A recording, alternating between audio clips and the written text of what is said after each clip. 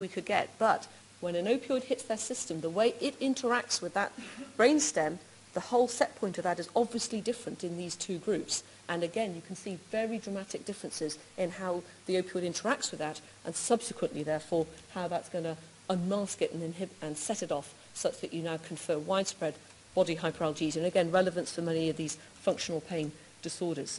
Tony's shown you this. This is that resting state data. So that resting state coupling. And again, you see it in the PAG, and you just ask, where are you talking to in the brain in the interictal phase? Now, there's two ways you could interpret this data. The more comfortable one I would immediately go with is because they're having repeated episodic migraine attacks, and that system we've explained is so important for amplifying it and controlling the access to the cortex in the brain. Again, you fire together, you wire together. So they've done it for months and years in these migraineurs. So even at rest, it's preferentially now wired up and coupled, which is why we can pick it up. And you would expect that as a maladaptive change.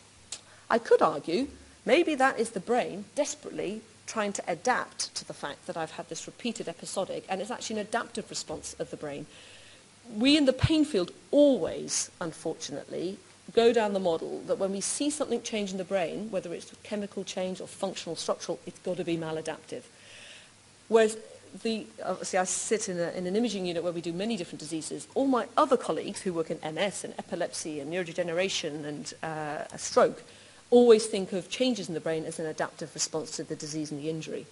And I do wonder half the time whether a lot of what we're looking at is actually subsequent to becoming a chronic pain person with a new body and a new condition and a new way biomechanically you've got to deal. Maybe what we're measuring here is actually a healthy adaptive response of the brain to coping with that condition. I don't know. We don't have the luxury to causally do that, and we have to do studies which are more